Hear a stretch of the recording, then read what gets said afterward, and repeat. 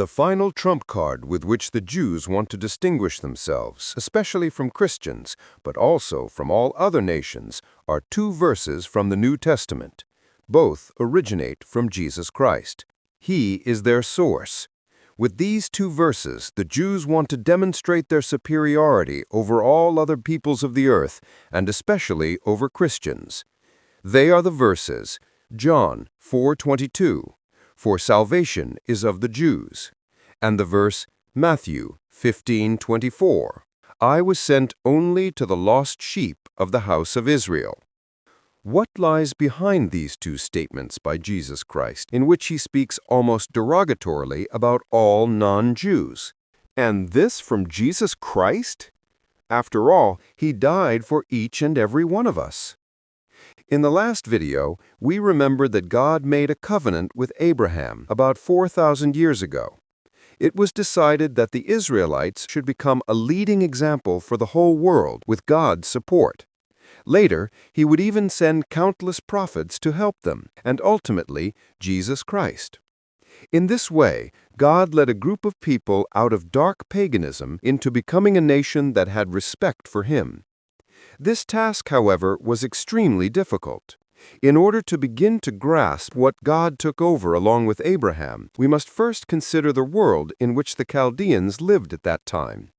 It was a world in which sons slept with their mothers, daughters-in-law with their fathers-in-law, brothers with their sisters, a world in which parents burned and subsequently sacrificed their children. So God, along with Abraham, de facto took over a group of unscrupulous and unbridled, lawless human beings and tried to teach them morals. God first had to strictly discipline these people, for they were truly wild and unruly savages. It was like taking a bunch of punks off the streets and trying to dress them up and teach them manners. This is very hard. So God took this group of people who came from this depravity and paganism and tried to make them a nation unique in this world. To do that, however, he first had to teach them manners. He first had to teach them how to behave. Here's an example. What do you think about a law regulating sexual relations between an aunt and her nephew, niece, or other relatives? Leviticus 18:14. "You shall not lie with your uncle's wife, for she is your aunt." And as if this law was not stressful enough for the people of that time, he gave them another law, this time concerning sexual intercourse between father-in-law and his daughter-in-law. Leviticus 18:15. "Do not have sexual relations with your daughter-in-law. She is your son's wife, so you must not have sexual relations with her." So they had to explain to each and every person personally what it meant, because she is your daughter, or she is your son's wife. Or, here is a law about protection against child sacrifice, since child sacrifice was absolutely common among neighboring peoples. Leviticus 18:21.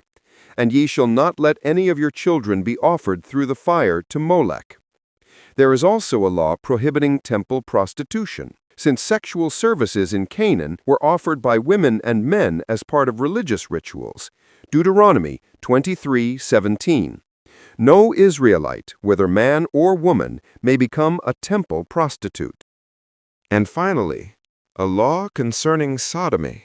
Leviticus 18:23.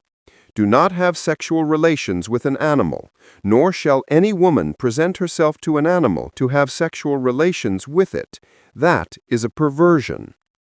Such re-education takes time. That's why God had to be so strict so often. In any case, that, and only that, was the true reason why Jesus came into the world and attempted to complete this difficult mission. And that was also the only reason why he said he had come only to the lost people of Israel, or that salvation would come only from the Jews. Sadly, what unfortunately became of it, I have also explained in my previous video. Jesus didn't choose the Jews because they were so unique or because they were so perfect. He chose them because he had a task to accomplish with them. To this day, these two verses serve as a warning to all of us, and not as a hymn to the Jews, who, in any case, no longer exist in this form today anyway. So, in the future, don't let yourself be fooled by Christian or Jewish Zionists when they try to brainwash you with such or similar verses. There is no doubt about it. These verses certainly conceal their truth. However, this truth differs from what the controllers of lies would like you to believe.